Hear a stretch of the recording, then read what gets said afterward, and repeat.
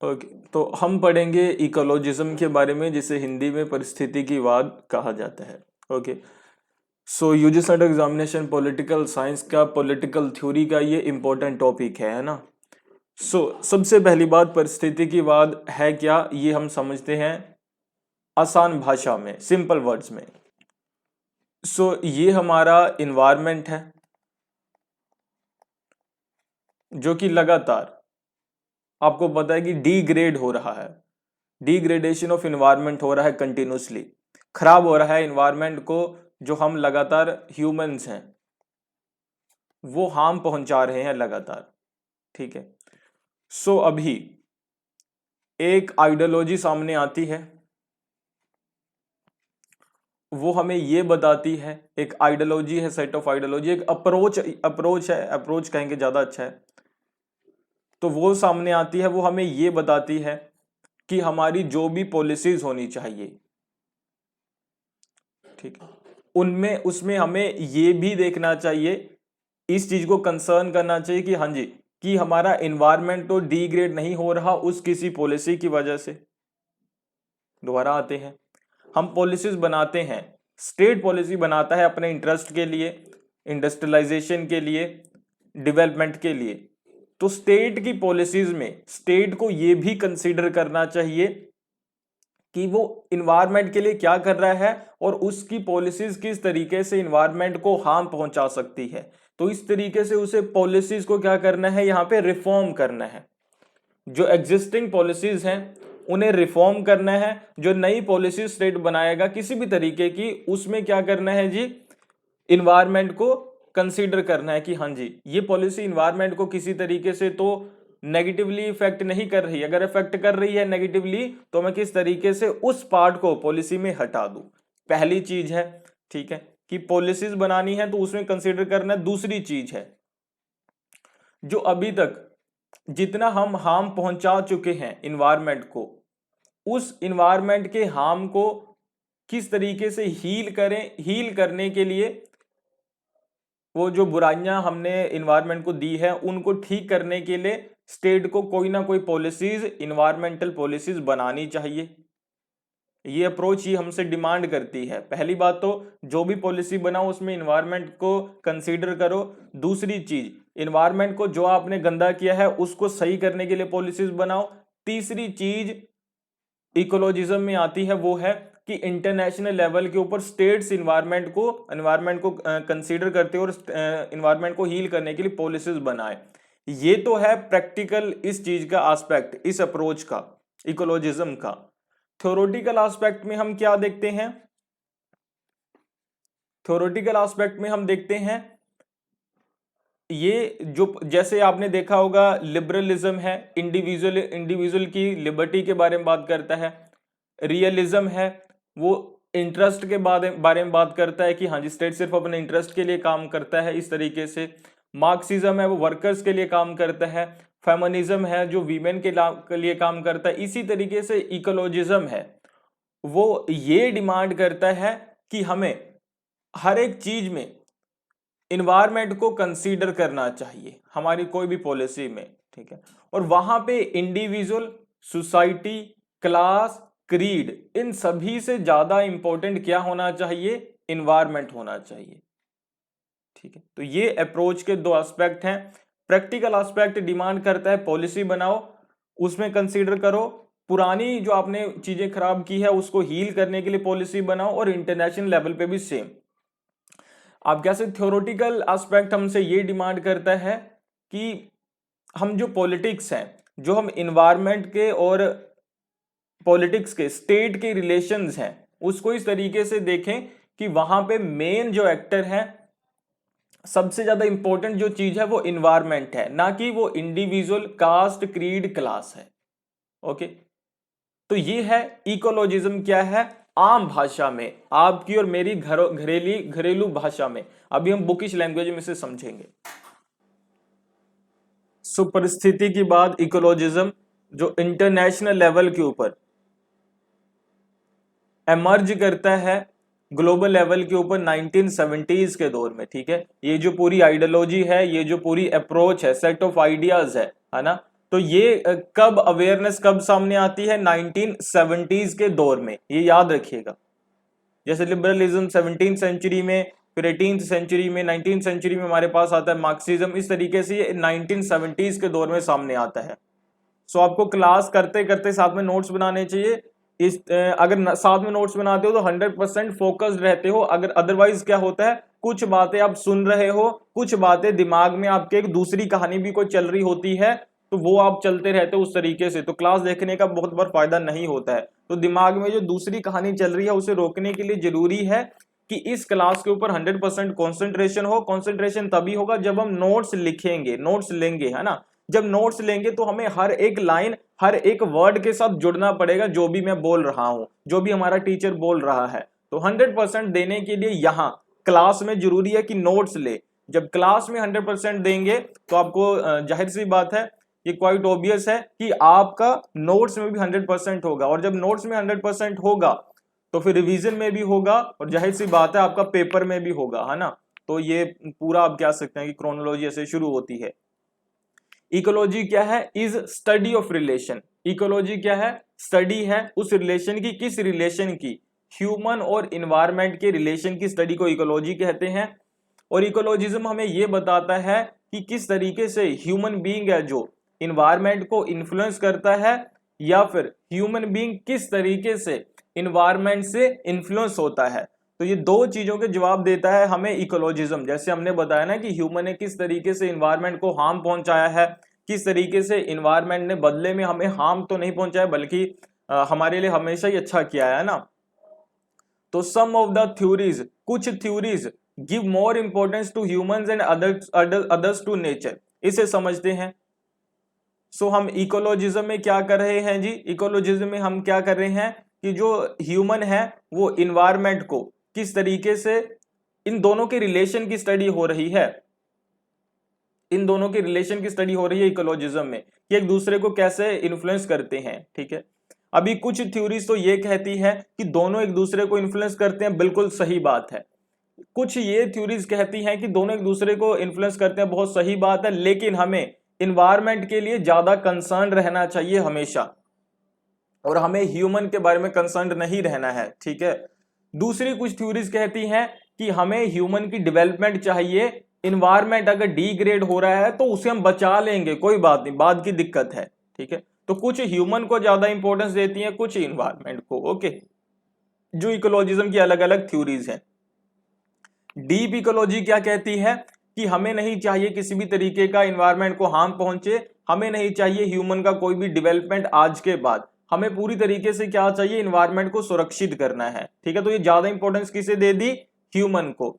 On the other hand आप देखोगे अगर लिबरल थ्योरी है, जो शैलो थ्योरी है, वो क्या कहती है, शैलो इकोलॉजी क्या कहती है कि इन्वायरमेंट को हार्म पहुंचा है, बिल्कुल सही बात है इंडस्ट्रियल रेवोल्यूशन के बाद, लेकिन हम क्या करेंगे, अभी डेवलपमेंट तो नहीं रोकेंगे, डेवलपमेंट तो नहीं रोकेंगे, टेक्नोलॉजी को आगे बढ़ाना नहीं रोकेंगे, लेकिन इससे जो बैकड्रॉप हो रहे हैं, जो इससे प्रॉब्लम्स आ रही हैं इन्वायरमेंट के लिए, उससे हम सॉल्व कर लेंगे। कैसे? अगर एक्सटिंक्शन हो रहा है मान लो किसी स्पीशीज का, मान लो ये कह लो कि जो टाइगर्स हैं वो खत्म होना शुरू हो रहे हैं, तो ये कहते हैं कि ऐसी कोई दिक्कत नहीं, अगर टाइगर्स खत्म होना शुरू हो रहे हैं तो हम क्या करेंगे, हमारे पास बहुत सारा पैसा है, हम बहुत एक अच्छा जू बनाएंगे और टाइगर्स को वहां पे प्रिजर्व करके रख लेंगे, बहुत बड़ी सेंचुरी बना लेंगे, उसे प्रिजर्व करके रख लेंगे। ठीक है, लेकिन हम टेक्नोलॉजी और डेवलपमेंट नहीं रोकेंगे किसी भी तरीके से। ओके, हम डेवलपमेंट को सेक्रीफाइस नहीं करेंगे। तो इन्होंने किसे इंपॉर्टेंस दे दी? ह्यूमन को। डीप इकोलॉजी ने किसे दी थी? इन्वायरमेंट को। तो some of the theories give importance to human and others to nature, environment.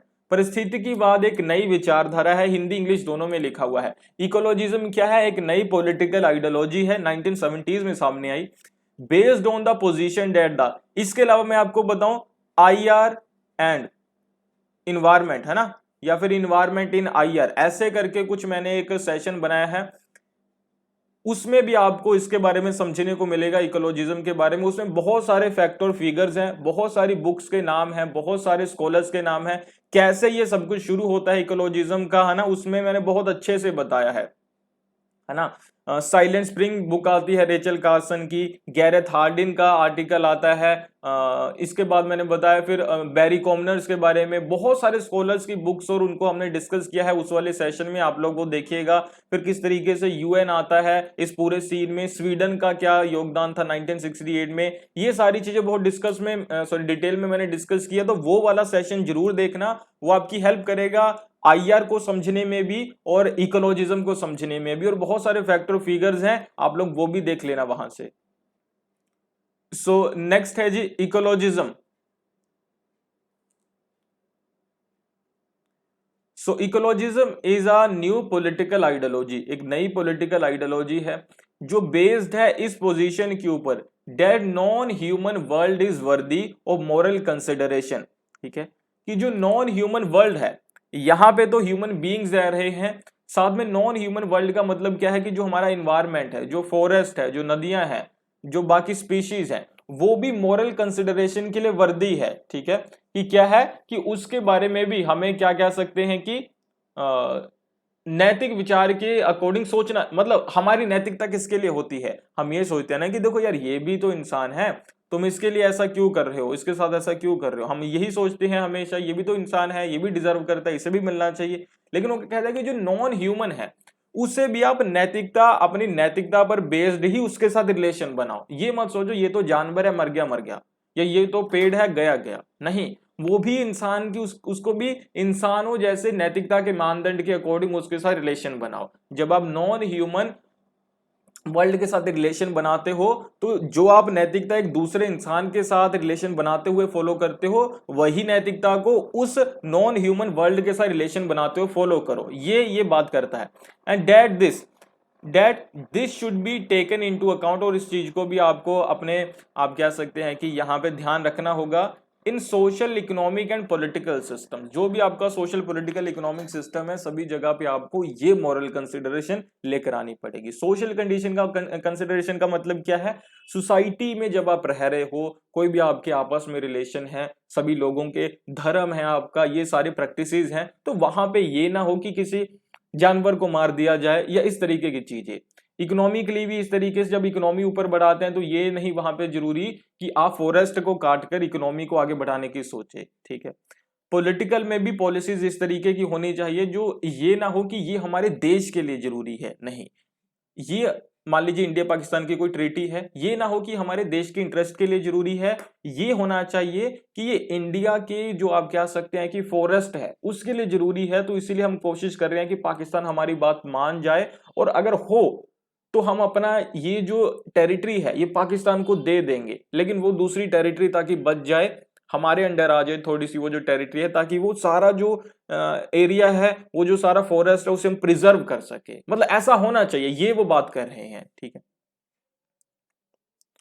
So in that sense इस तरीके से देखा जाए तो इकोलॉजिज्म है जो एमर्ज करता है, सॉरी ये लास्ट में रहता है अभी, है ना, ओके ओके, लास्ट की लाइन है जो सबसे ज्यादा इंपॉर्टेंट है मेरे ख्याल से। तो इन इन सम सेंसेस, कुछ आप कह सकते हैं कि अर्थों में देखा जाए तो इट इज मोस्ट रेडिकल है, रेडिकल और पॉलिटिकल आइडियोलॉजी सबसे ज्यादा रेडिकल है। किस तरीके, सबसे ज्यादा कट्टरपंथी ये साबित हुई है, कैसे समझेंगे, कट्टरपंथी नहीं होना चाहिए, यहां पे होना चाहिए सबसे ज्यादा जिसने इन्फ्लुएंस किया है, being prepared to go where no other ideology will go in challenging established moral and philosophical beliefs as well as conventional lifestyle। इसे समझेंगे क्या मतलब है इसका। ये कह रहे हैं कि जो पॉलिटिकल आइडियोलॉजीज हैं, one of most radical ideology है जिसने सबसे ज्यादा क्या किया है, हमारे लाइफस्टाइल को कन्वेंशनल लाइफस्टाइल को, हमारे फिलोसॉफिकल बिलीव्स को, फिलोसफी को मान लो, है ना, चेंज करके रख दिया है रेडिकली पूरी तरीके से। कैसे, ये समझते हैं।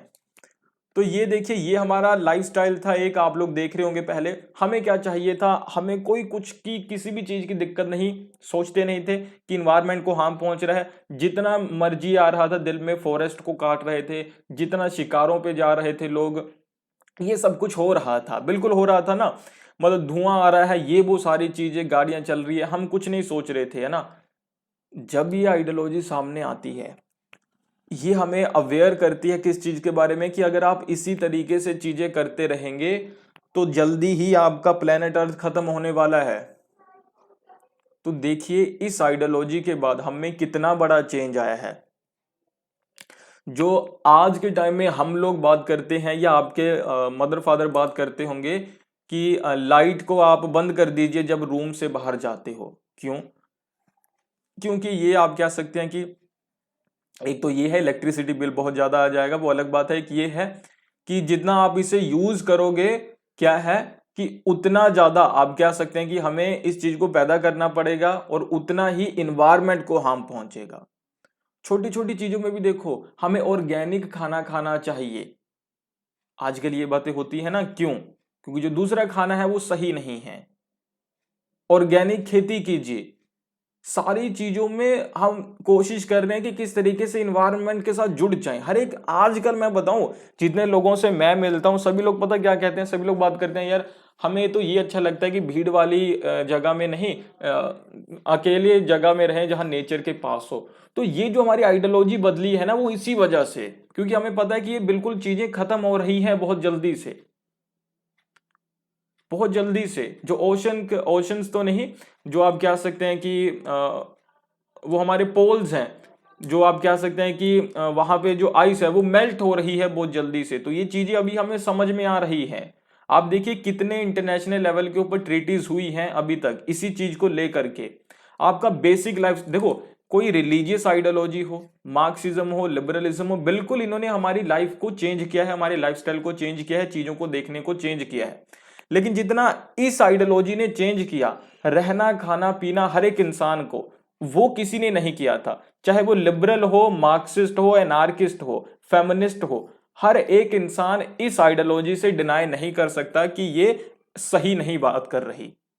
हर एक इसको फॉलो करता है।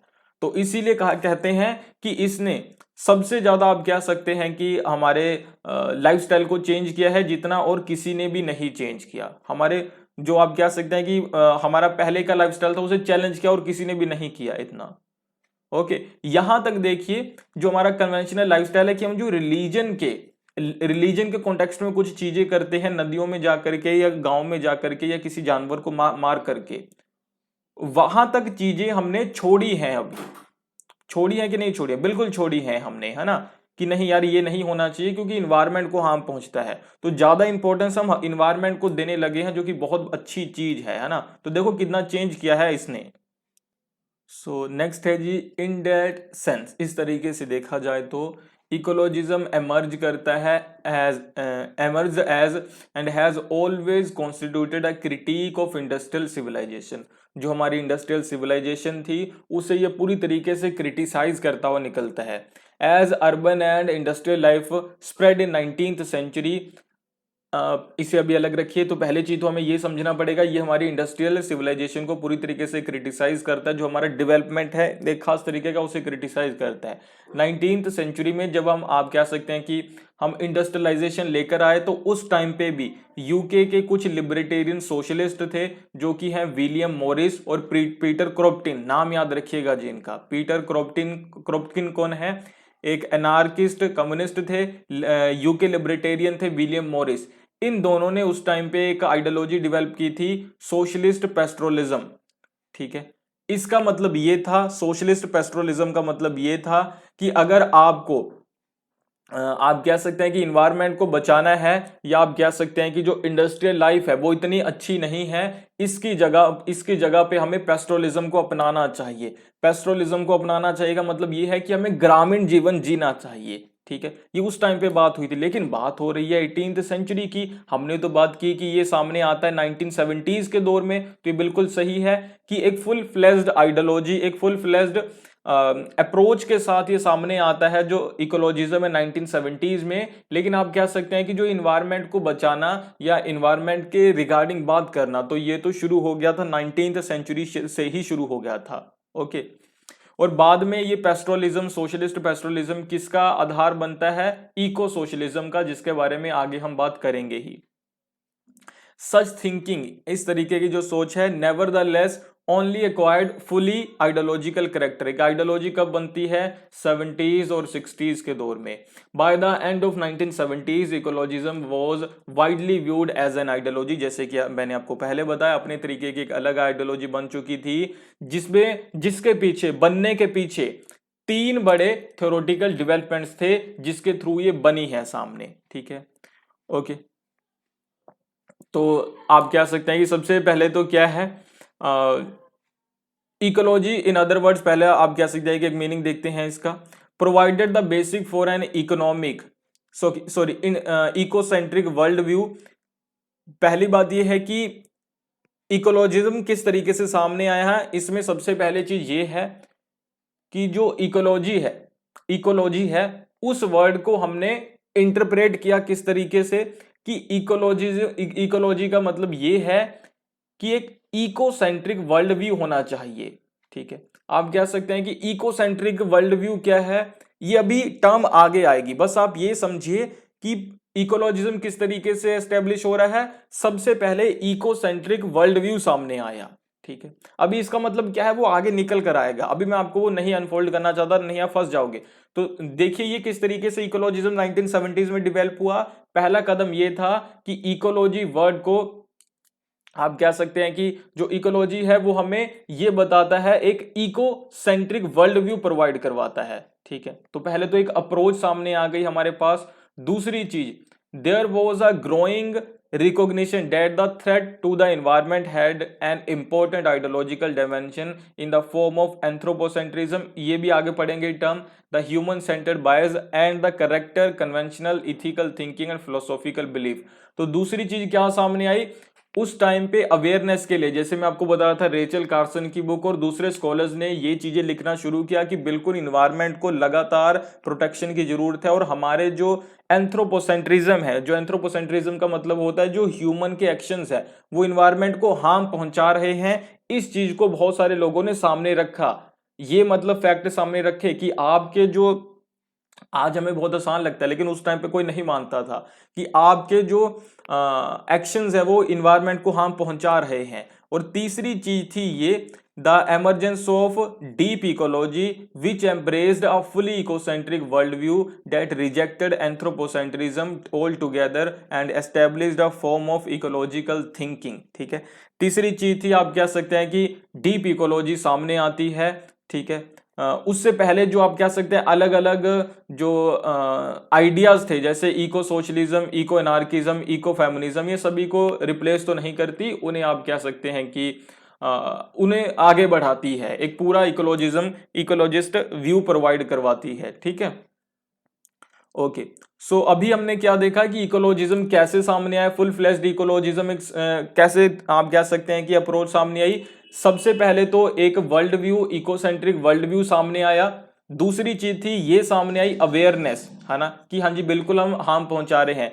तीसरी चीज डीप इकोलॉजी उसी टाइम पे क्या करती है, इन दोनों चीजों पर बेस्ड सामने आती है। अभी डीप डीप इकोलॉजी क्या है वो हम आगे बात करेंगे ही। ठीक है, ओके। सो आई होप आपको चीजें यहां तक क्लियर हुई होंगी।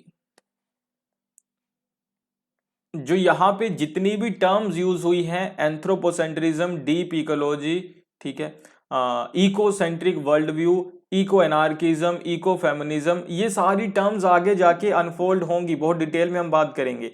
आपको यहां से बस यही नोट डाउन करना है, ये तीन पॉइंट्स जिन्होंने इसे एक पूरी अप्रोच बनाया है।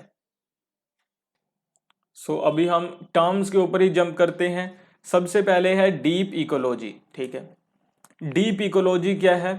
तो डीप इकोलॉजी एक ग्रीन आइडियोलॉजिकल पर्सपेक्टिव है that rejects anthropocentrism and gives priority to the maintenance of nature and is associated with values such as biocentric equality, diversity and decentralisation. और ज्यादा टर्म्स आ गई। सबसे पहले बात करते हैं बायोसेंट्रिक इक्वालिटी के बारे में, है ना। यहां भी वर्ड आया था इकोसेंट्रिक वर्ल्ड व्यू, है ना। बायोसेंट्रिक या इकोसेंट्रिक का दोनों का मीनिंग एक ही है। ओके, सो ये बायोसेंट्रिक है क्या?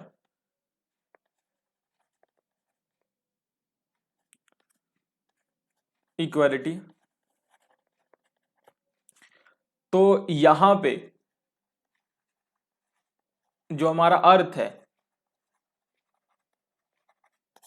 बहुत सारे बायोलॉजिकल ऑर्गेनिजम्स हैं, है ना। यहाँ पे देखिए, यहाँ पे पेड़ पौधे हैं, ठीक है, बहुत सारी स्पीशीज है, यहाँ पे शेर है, बहुत सारे शेर हैं, घोड़े हैं, कुत्ते हैं, ये सब कुछ है ना।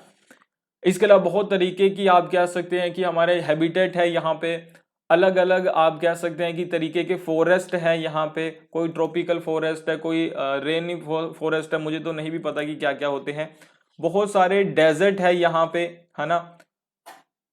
ये सब कुछ है, ये सब कुछ है, हमारा ये सिस्टम है। तो इनमें जो भी लिविंग थिंग्स हैं, लिविंग थिंग्स हैं, वो सभी इक्वल हैं, ठीक है। यहां पे सिर्फ ये नहीं कि ह्यूमन कुछ अलग हो गया और बाकी स्पीशीज अलग हो गई, नहीं।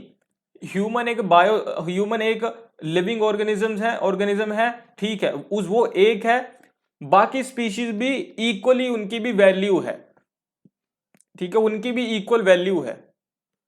तो ये बायोसेंट्रिक इक्वालिटी है, किसी एक के लिए कोई दूसरी स्पीशीज जो कि है लिविंग है, उसे नहीं सेक्रीफाइस किया जा सकता, जो भी लिविंग में है, ठीक है, ओके। जो आप कह सकते हैं कि फॉरेस्ट है या कुछ भी है, वो बहुत सारे जानवरों को आगे वो देता है ना, जिसे कहते हैं कि जीवन देता है, तो वो भी लिविंग है एक तरीके से, ओके। तो ये यहां पे माना जाता है, और ये सभी क्या है, इक्वल है, सभी की वैल्यू इक्वल होनी चाहिए। ये नहीं होना चाहिए कि ये हमारी पॉपुलेशन बढ़ गई है तो हम इस फॉरेस्ट को काट देते हैं, जंगल को, और यहां पे घर बना लेते हैं। नहीं भाई, ऐसा नहीं होगा, क्योंकि आप यहां 50 लोगों को रहने के लिए यहां पे 50,000 जीव जंतुओं को के घर को उजाड़ देंगे, तो ऐसा नहीं होगा। तो आपको इन्हें सेक्रीफाइस करना पड़ेगा, इन्हें कहीं और घर दो। ये यहां पे कहने की बात हो रही है। तो बायोसेंट्रिक इक्वालिटी क्या है, जितने भी बायोलॉजिकल ऑर्गेनिजम्स है, यानी कि जितनी भी लिविंग थिंग्स हैं, चाहे वो एक मक्खी हो चाहे एक इंसान हो, दोनों इक्वल हैं। तो ये तो है बायोसेंट्रिक इक्वालिटी। डाइवर्सिटी का मतलब सभी लोग यहां पे एग्जिस्ट करेंगे, को एग्जिस्ट करेंगे। डिसेंट्रलाइजेशन का मतलब सभी लोग इक्वली पावरफुल होने चाहिए वैल्यू के फॉर्म में देखें तो डीप इकोलॉजी क्या बात करती है, डीप इकोलॉजी यही बात करती है, आगे ये और डिटेल में भी आएगा। डीप इकोलॉजी यही डिमांड करती है आपसे कि आपका जो आप कह सकते हैं कि पॉलिसी मेकिंग होगी वो किस तरीके से होगी, एंथ्रोपोसेंट्रिज्म पर बेस्ड नहीं होगी। एंथ्रोपोसेंट्रिज्म का मतलब क्या होता है, जो ह्यूमन की एक्टिविटीज है, एंथ्रोपोसेंट्रिक एक्टिविटीज क्या होती है, जो मैन मेड एक्टिविटीज है, जो ह्यूमन की एक्टिविटीज है, उसे कहते हैं एंथ्रोपोसेंट्रिक एक्टिविटीज।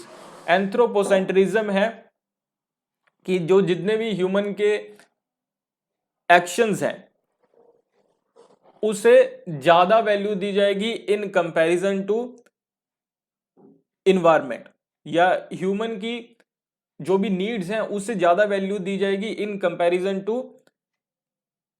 इन्वायरमेंट की नीड्स, ओके। तो ये है एंथ्रोपोसेंट्रिज्म, इसे वो रिजेक्ट करती है, वो कहते हैं कि ये चीज गलत है, बल्कि सभी की वैल्यू इक्वल होनी चाहिए। अगला कंसेप्ट है होलिज्म का। होलिज्म का इसके बारे में बात करते हैं, होलिज्म क्या है।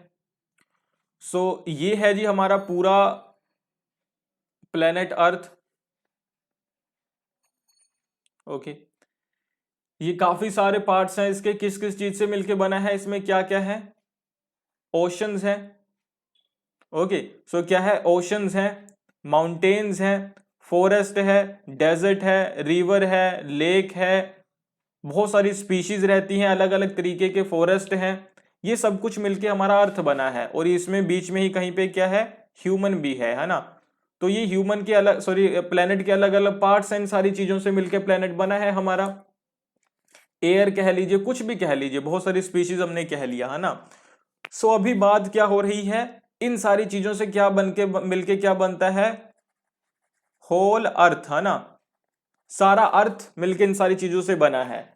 तो अभी होलिज्म क्या डिमांड करता है, क्या बात करता है कि क्या, कि कोई एक भी पार्ट अगर मिसिंग हो, या आप कह सकते हैं कि कोई एक भी पार्ट ऐसा नहीं है जो सबसे ज्यादा इंपॉर्टेंट हो। ये तो नहीं है कि यहां पे माउंटेन्स सबसे ज्यादा इंपॉर्टेंट है तो पूरे अर्थ पे माउंटेन्स ही बना दो, ये तो नहीं है।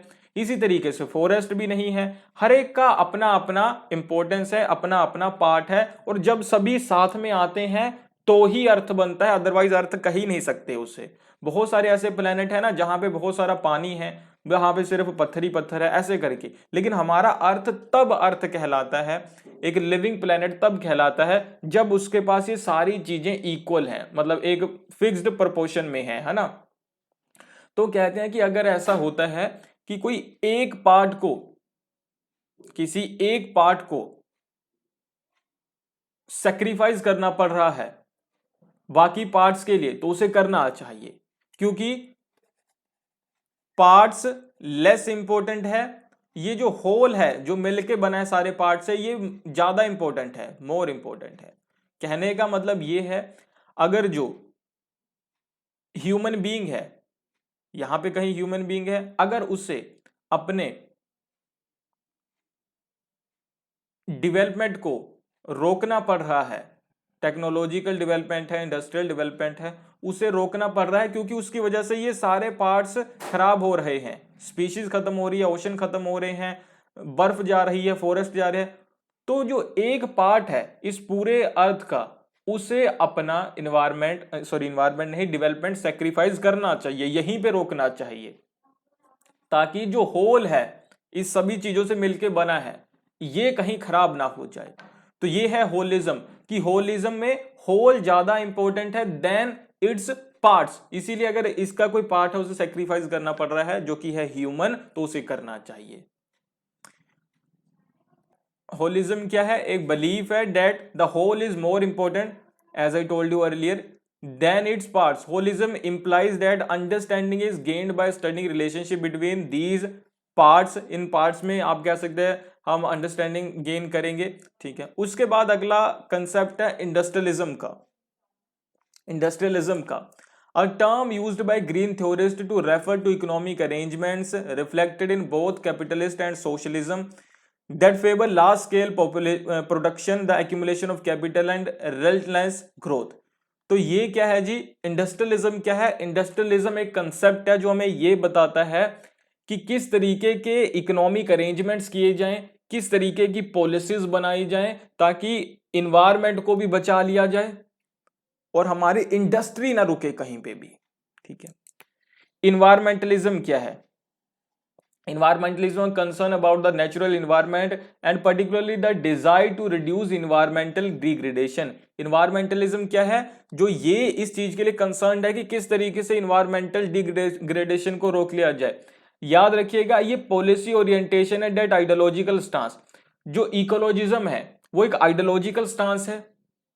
इकोलॉजिज्म क्या है? हमें आइडियोलॉजी देता है, जैसे इकोलॉजी ने हमें आइडियोलॉजी दी है कि क्यों, कैसे, क्या, ये सारी चीजें है ना, कि कौन सबसे ज्यादा इंपॉर्टेंट है, वैल्यू किसकी सबसे ज्यादा है, होलिज्म का कंसेप्ट, ये सब कुछ है ना। इन्वायरमेंटलिज्म भी उसी फील्ड में काम कर रहा है। इन्वायरमेंटलिज्म इस चीज के लिए काम करता है, ये पॉलिसी लेकर आओ बस, इससे सारी चीजें सही हो जाएगी। तो इन्वायरमेंटलिज्म का कंसर्न क्या है कि पॉलिसी कौन सी लाई जाए।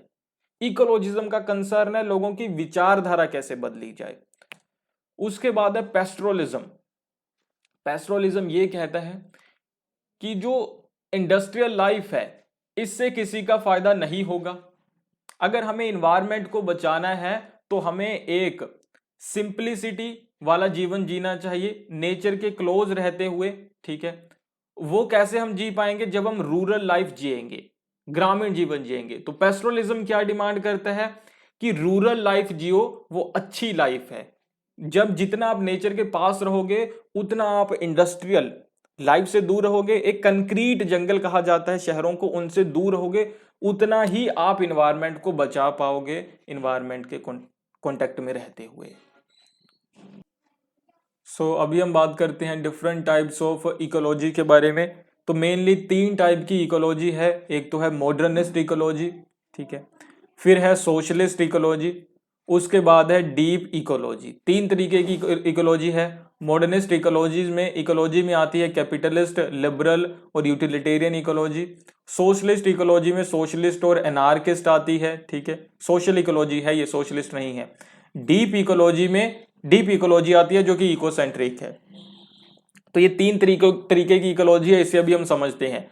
सबसे पहले है मॉडर्निस्ट इकोलॉजी, जिसमें हम कैपिटलिस्ट, लिबरलिस्ट, यूटिलिटेरियन इकोलॉजी को लेते हैं। ओके, इसे शैलो थ्योरी कहा जाता है।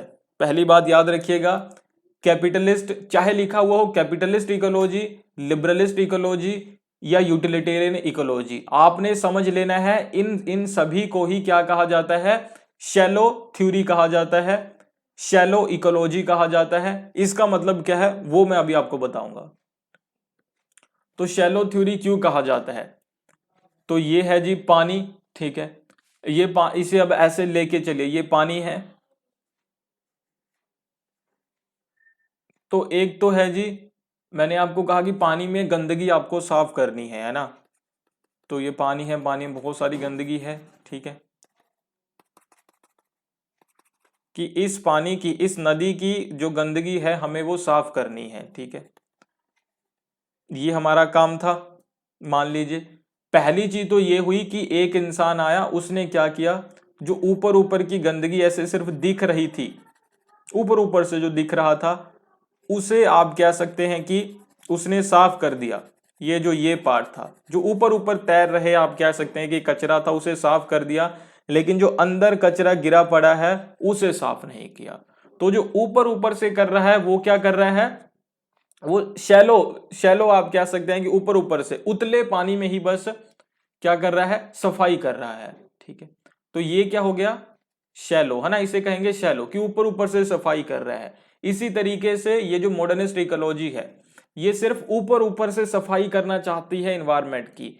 ये इसे पता है कि इंडस्ट्रियलाइजेशन की वजह से, डेवलपमेंट की वजह से, डिफोरेस्ट्रेशन की वजह से ये सारी प्रॉब्लम्स हुई हैं इन्वायरमेंट के साथ। लेकिन ये क्या बात करती है कि हम इसे बंद नहीं करेंगे, इसे बंद नहीं करेंगे, इसे बंद नहीं करेंगे, लेकिन ग्रीन टेक्नोलॉजी ले आएंगे, ग्रीन कैपिटलिज्म ले आएंगे, जो कि क्या करेगा, इन्वायरमेंट को बचा लेगा। लेकिन वो ग्रीन टेक्नोलॉजी, ग्रीन कैपिटलिज्म के ऊपर बहुत सारे पेटेंट हैं उनके, बहुत महंगे महंगे, तो उसे फर्स्ट वर्ल्ड कंट्रीज ही अफोर्ड कर सकती है, थर्ड वर्ल्ड कंट्री उसे अफोर्ड ही नहीं कर सकती। तो यानी कि ये सिर्फ धोखा है, ये सिर्फ हमें दिखाना चाहते हैं कि ये सचमुच में इन्वायरमेंट को बचाना चाहते हैं, लेकिन ये इन्वायरमेंट को बचाना नहीं, सिर्फ दिखावा करना चाहते हैं। इसीलिए इन्हें क्या कहा जाता है, शैलो थ्योरी, क्योंकि ये ऊपर ऊपर का सफाई करने की बात करते हैं, तो इसे कहा जाता है शैलो थ्योरी। आई होप आपको ये क्लियर हुआ होगा कि शैलो थ्योरी क्यों इसे कहा गया। ये पानी के अंदर नहीं उतरे हैं, बस ऊपर ऊपर की बातें कर रहे हैं। So it is called shallow theory, क्यों, because it talks about environment, environment के बारे में बात करती है कि इन्वायरमेंट को सही करेंगे, सेम टाइम में डेवलपमेंट के बारे में भी बात करती हैं, और दोनों चीजें साइमल्टेनियसली नहीं चल सकती।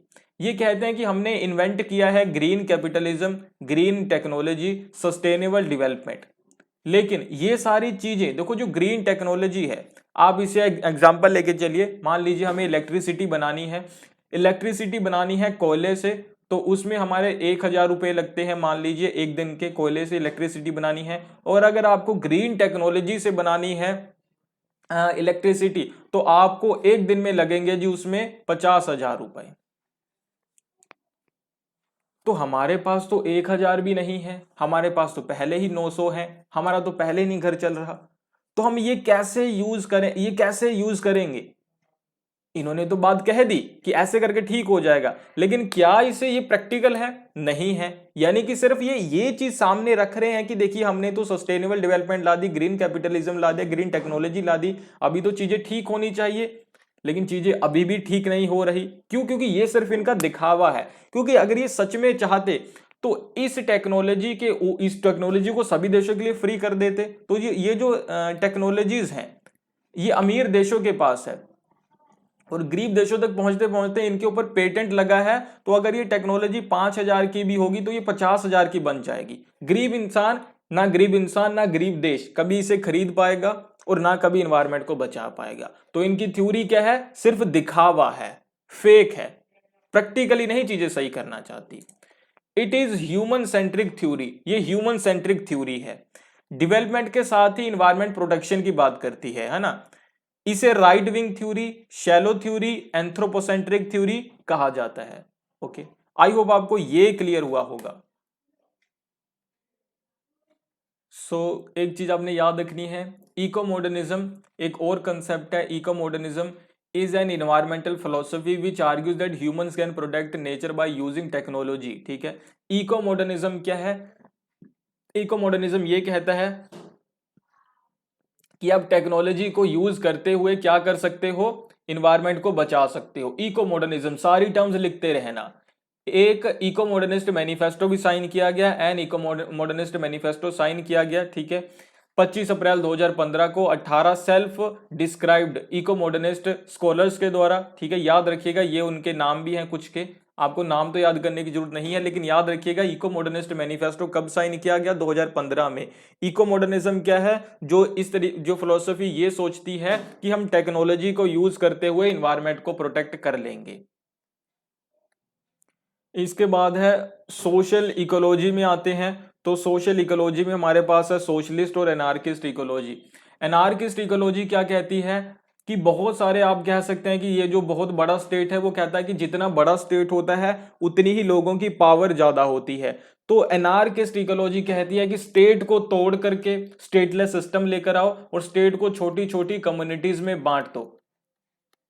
ठीक है, एक तो है एक देश में 131 करोड़ लोग रह रहे हैं, वहां पे तो इंडस्ट्री में क्या लाखों करोड़ों रुपए की इंडस्ट्री होगी, बड़ी बड़ी इंडस्ट्री होगी, बड़ी बड़ी आप कह सकते हैं कि टेक्नोलॉजी होगी, सब कुछ। लेकिन जहां पे लोग ही रह रहे हैं, 50 लोग एक साथ रह रहे हैं, 100 लोग एक साथ रह रहे हैं, 30 लोग एक साथ रह रहे हैं, कोई बड़ी टेक्नोलॉजी डेवलप कर पाएंगे? नहीं कर पाएंगे। बड़ी इंडस्ट्री लगा सकेंगे? नहीं लगा सकेंगे। तो इको एनार्किस्ट यही कहते हैं कि स्टेट को बांट दो आप छोटे छोटे ग्रुप्स में, तो इन्वायरमेंट अपने आप बच जाएगा।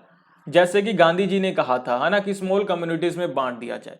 इको फेमिनिज्म बहुत ही इंपॉर्टेंट है, बहुत ही इंटरेस्टिंग है, बहुत ही आप कह सकते हैं कि मेरे ख्याल से करप्ट भी है। ठीक है, लेकिन हमें यहां पे कमेंट नहीं करना चाहिए। तो इको फेमिनिस्ट कहते हैं कि pollution and global warming is not because of human beings की वजह से नहीं है, but only man, reason behind them. तो क्या है ये समझते हैं। इस चीज के लिए बाद में इन्हें क्रिटिसाइज भी बहुत ज्यादा किया जाता है, ये याद रखिएगा। तो इको फेमिनिस्ट क्या कहते हैं कि जो ये पूरा इन्वायरमेंट का डिग्रेडेशन हुआ है, इन्वायरमेंट को हार्म पहुंचा है, नेचर को हार्म पहुंचा है, इसके पीछे ह्यूमन बीइंग नहीं है, सिर्फ मैन है। कहते हैं कि ह्यूमन जाति पूरी नहीं है, सिर्फ मैन है, आदमी है। क्यों? क्योंकि हमेशा से पावर किसके पास रही है? मैन के पास। हमेशा से डोमिनेट कौन करता रहा है? सोसाइटी को मैन करते रहे हैं। डिसीजन पावर मैन के पास थी, और मैन का नेचर ही क्या है? एक्सप्लॉइट करना चीजों को। इसीलिए वीमेन का हाथ इसमें नहीं है, तो वीमेन इसमें नहीं शामिल है। यही नहीं, इसके आगे वो कहते हैं कि women are by nature kind, women preserve nature. Women nature से ही ऐसी होती हैं कि वो इन्वायरमेंट को, नेचर को क्या करती हैं? प्रिजर्व करती हैं। काइंड होती है ना, क्योंकि उनका नेचर ही ऐसा नहीं कि चीज को खराब करना। जिस चीज के लिए उन्हें बहुत ज्यादा क्रिटिसाइज किया जाता है कि वो यहां पे ह्यूमन से अलग अपने आप को दिखाने की कोशिश कर रही है, जो गलत है ना। तो ये पहला पॉइंट है। Ecofeminist ecology, ecofeminism या इकोलॉजी के साथ पैट्रियार्की को समाप्त करना चाहते हैं। ये चीज आपने देखी होगी यहाँ पे कि जो लिबरल इकोलॉजी है वो किसी ना किसी तरीके से लिबरलिज्म को एस्टेब्लिश करना चाहती है। कैपिटलिस्ट इकोलॉजी कैपिटलिज्म को आगे बढ़ाना चाहती है, कहती है ग्रीन टेक्नोलॉजी लाओ, टेक्नोलॉजी को और बढ़ा दो। इको एनार्किस्ट जो व्यू है वो किसी न किसी तरीके से एनार्किज्म का जो बेसिक फंडामेंटल बिलीफ है कि क्या, कि किसी तरीके से सोसाइटी को तोड़ दिया जाए छोटे छोटे पार्ट्स में, उसको मनवाना चाहता है इसी के थ्रू। और इको फेमिनिस्ट किसी न किसी तरीके से अपने फेमिनिस्ट आइडियाज को मनाने के लिए इको फेमिनिज्म में उतरा है ना। तो ये चीज देखिए, इको सोशलिज्म भी अपने सोशलिस्ट आइडियाज को और आप कह सकते हैं कि लोगों के सामने रखने के लिए पावरफुल वे में कि यही सबसे सही है लाइफस्टाइल, तो इस तरीके से रखेगा, है ना। तो ये हम अभी समझेंगे। गया हाइपोथेसिस आपको याद रखना है सबसे पहले, जिसे कि गया थ्योरी भी कहते हैं, ठीक है, गया प्रिंसिपल भी कहते हैं। आप कह सकते हैं कि ये बात करते हैं कि जो वीमेन है, गया क्या है? गया एक ग्रीक गॉडेस है। ये माना जाता है इसके अकॉर्डिंग कि जो वीमेन है वो प्रिजर्व करती है नेचर को, ठीक है, ये चीज मानी जाती है गया हाइपोथेसिस के अकॉर्डिंग। और गया क्या है, एक ग्रीस गॉडेस है, ठीक है, जैसे हमारे यहाँ पे लक्ष्मी माता है उस तरीके से ग्रीस गॉडेस है एक। वो कहते हैं कि वो गॉडेस क्या करती है, वो सेव करती है इन्वायरमेंट को और प्रोटेक्ट करती है अर्थ को, नेचर को बचाती है। और यही नेचर किसका है, सारी वीमेन का है, ठीक है। और इसे किसके द्वारा, इस हाइपोथेसिस को, थ्योरी को किसके द्वारा डेवलप किया गया था, जेम्स लवलॉक और लिन मार्गलिस के द्वारा 1970s में। नाम याद रखिएगा जी, ठीक है, बस हमें यही देखना है, इसमें और ज्यादा नहीं है। अभी बात करते हैं सोशल इकोलॉजी की। Is that ecological problems arise from deep seated social problems. तो सोशल इकोलॉजी, सोशलिस्ट इकोलॉजी क्या बात करती है कि ये जो इन्वायरमेंटल प्रॉब्लम्स है, इकोलॉजिकल प्रॉब्लम्स है, ये किस वजह से है, सोसाइटी की प्रॉब्लम्स की वजह से है। सोसाइटी की प्रॉब्लम की वजह से इन्वायरमेंट में प्रॉब्लम्स आई हैं। Ecological problems can not be understood. दूसरा पॉइंट है कि इकोलॉजिस्ट जो प्रॉब्लम्स हैं उन्हें हम उस टाइम तक अंडरस्टैंड नहीं कर सकते जब तक, या फिर रिजॉल्व नहीं कर सकते कम से कम जब तक हम सोशल इश्यूज को अंडरस्टैंड ना कर ले या उसे रिजॉल्व ना कर ले, है ना। ओके, तो ये हमें समझना पड़ेगा। तो पहली बात तो क्या है कि जो सोशल इकोलॉजी है वो क्या डिमांड करती है, क्या बात करती है कि सोशल इकोलॉजी क्या करती है कि इकोलॉजिकल प्रॉब्लम्स किस वजह से है, सोशल प्रॉब्लम्स की वजह से। दूसरी चीज, जब तक हम सोसाइटी की प्रॉब्लम सॉल्व ना कर ले, इन्वायरमेंट की प्रॉब्लम्स नहीं रिजॉल्व की जा सकती। वो लिखते हैं कि social hierarchy and class legitimacies are domination of environment and underpins the consumer system. इसे समझिए अभी ये क्या है। Social hierarchy and class legitimate करती है कि इन्वायरमेंट को भी डोमिनेट करे। इसका मतलब क्या है, तो जो सोशल हायरार्की है, जिस सोसाइटी में हम रहते हैं वहां पे हम क्या मानते हैं कि जो रिच पीपल हैं वो पुअर पीपल को एक्सप्लॉइट कर सकते हैं, या पुअर पीपल अपने आप ही अपना, आप कह सकते हैं कि इंफीरियोरिटी को एक्सेप्ट कर लेते हैं, है ना, क्योंकि हमारे पास पैसे नहीं है। और ये हमारी सोसाइटी सिखाती है जो कि सबॉर्डिनेट है उसे हम एक्सप्लॉइट करें, वो हमारे अकॉर्डिंग हमारी बात मानेगा। ये जो हमारी थिंकिंग है यहां से आई है सोसाइटी में से, और इसी को बाद में हमने इंप्लीमेंट कर दिया है इन्वायरमेंट के ऊपर कि हम इंटेलेक्चुअली सुपीरियर हैं, इंटेलेक्चुअली हम ज्यादा सोच समझ सकते हैं, हमारे पास रिसोर्सेज ज्यादा हैं, तो इसीलिए हम सबसे ज्यादा सुपीरियर हो जाते हैं पूरे अर्थ के ऊपर। इसीलिए अभी अर्थ की जितनी भी चीजें हैं वो हमारे अंडर हैं और उनको हमारे अकॉर्डिंग काम करना पड़ेगा, हमारे नौकर की तरह, चाहे फॉरेस्ट हो चाहे कुछ हो।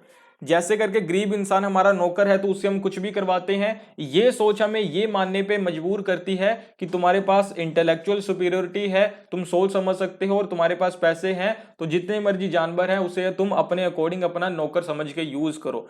उसे मारना है मारो, इन्वायरमेंट है खत्म करना है खत्म करो, क्योंकि वो तो नहीं सोच सकता, तुम तो सोच सकते हो, इसलिए तुम सुपीरियर हो। ओके, सो नेक्स्ट है जी deep ecology.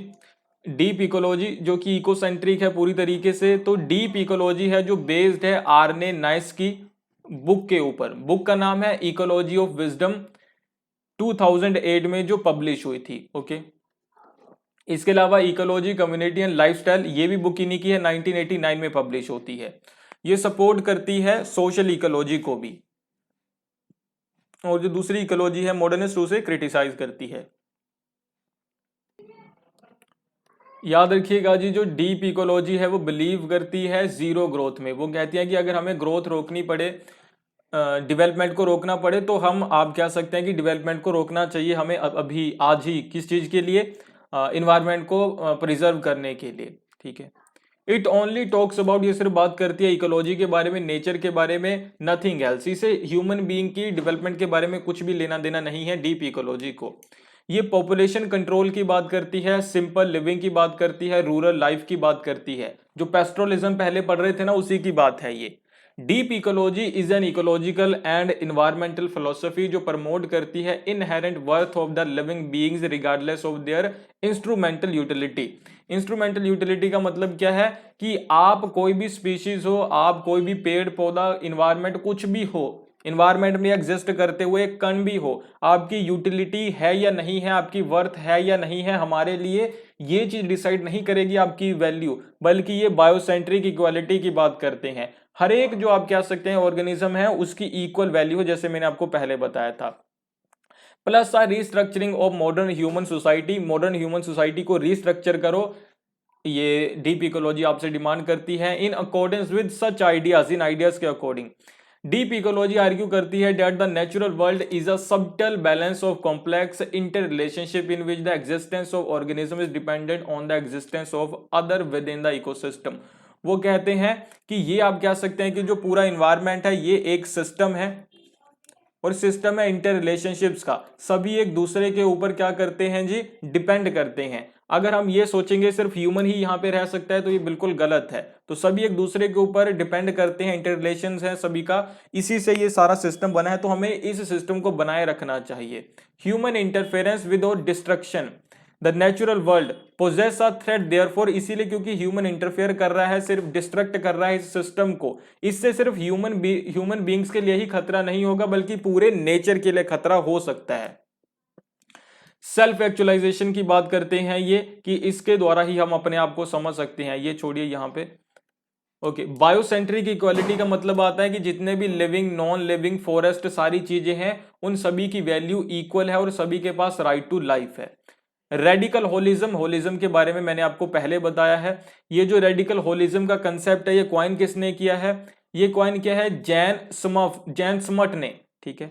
Jain स्मर्ट, Alfred Adler, इनको आप क्या सीधे कंसीडर किया जाता है होलिज्म के कंसेप्ट के रिप्रेजेंट, जिन्होंने रिप्रेजेंट किया whole in universe, okay. And these wholes are the real factors in the universe, जो कहते हैं कि यही जो सारे होल्स है यही इसी से पूरी सिस्टम बोले इसे होल को, जिससे सारा यूनिवर्स बना है, ठीक है। Further, that holism also denoted a theory of the universe in the same vein as materialism and spiritualism, है ना। तो जैसे materialism है, spiritualism है, इसी तरीके से ये नई थ्योरी बनती है। और ये कौन है जी, तो ये प्राइम मिनिस्टर है साउथ अफ्रीका के उस टाइम के, ओके। सो आई होप आपको ये क्लियर हुआ होगा। ये था इकोलॉजिज्म के बारे में, ये सारी चीजें आपने लिखी होगी। अभी हम इकोलॉजिज्म के रिगार्डिंग कुछ MCQ करेंगे। सो ये हमारा पहला क्वेश्चन है, an ecomodernist manifesto was signed in year dash. अभी मैंने आपको पढ़ाया था इसे कब साइन किया गया, 2006, 5, 11 या 15 में। सो इस क्वेश्चन के लिए राइट आंसर है जी 2015, 2015 में इसे साइन किया गया था। दूसरा क्वेश्चन है, free university and social science research centre in Berlin is associated with dash. तो free university and the social science research centre है जो बर्लिन में, ये किससे जुड़ा हुआ है, deep ecology, social ecology, anarchist ecology या मॉडर्निस्ट इकोलॉजी। सो इस क्वेश्चन के लिए राइट आंसर क्या है जी, मॉडर्निस्ट इकोलॉजी। तो पहले तो ये यूनिवर्सिटी का नाम लिखिए, एक चीज। दूसरी बात, स्कॉलर्स कौन से जुड़े हुए हैं ये लिखिए, जोसेफ हबर हैं, मार्टिन जेनिक हैं और उडो ई सीमन हैं, ठीक है। तो ये स्कॉलर्स है, नाम आपने याद रखने हैं। अभी हमने जब वो किया सारा, आप कह सकते हैं पढ़ा, तो वहां भी हमने अच्छे से थ्योरी को पढ़ा है। अभी ये जो MCQ है इसके साथ सारे फैक्ट फिगर्स याद रखिए, तभी आपका ये टॉपिक कंप्लीट होगा। तीसरा क्वेश्चन है, एनलाइटेंड सेल्फ इंटरेस्ट कंसेप्ट किससे जुड़ा हुआ है, okay. Enlightened self interest concept denotes idea of dash dash, socialism, socialist ecology, modernist ecology या there is no concept as enlightened self interest. So इसके लिए राइट आंसर है जी मॉडर्निस्ट इकोलॉजी। मॉडर्निस्ट इकोलॉजी से जुड़ा हुआ है एनलाइटेंड सेल्फ इंटरेस्ट का concept. Enlightened self interest is a philosophy in ethics which states, जो हमें बताती है that person who act to further the interest of the others ultimately serve their own interest. अगर कोई इंसान ये कह रहा है कि मैं दूसरों के लिए काम कर रहा हूं तो वो खुद के लिए ही काम करता है।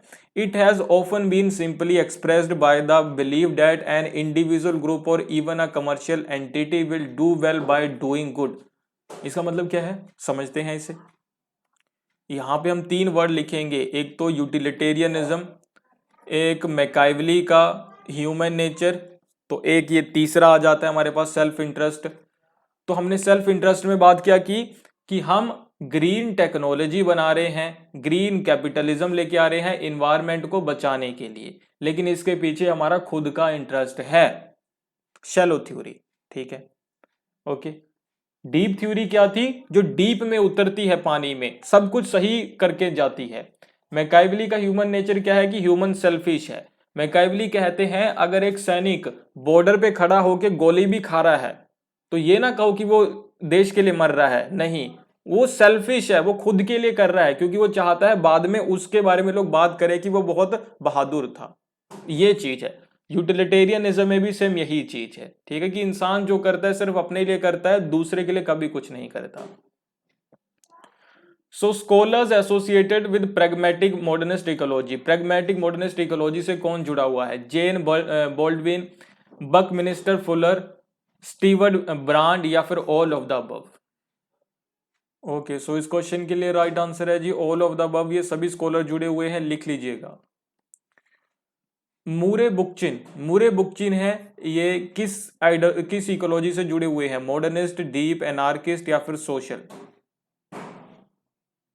सो इस क्वेश्चन के लिए राइट आंसर है जी ये जुड़े हुए हैं सोशल इकोलॉजी से, मूरे बुकचिन।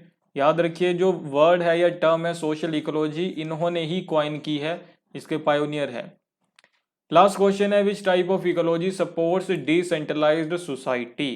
फेमिनिस्ट, डीप, फेडरलिस्ट, या एनार्किस्ट? तो किस तरीके की इकोलॉजी है जो डिसेंट्रलाइज्ड सोसाइटी को सपोर्ट करती है? सो कोई भी इकोलॉजी नहीं है फेडरलिस्ट इकोलॉजी के नाम से, एनार्किस्ट इकोलॉजी है जो डिसेंट्रलाइज्ड सोसाइटी की बात करती है। तो ये था इकोलॉजिज्म के बारे में। आई होप आपको सारी चीज़ अच्छे से क्लियर हुई होंगी।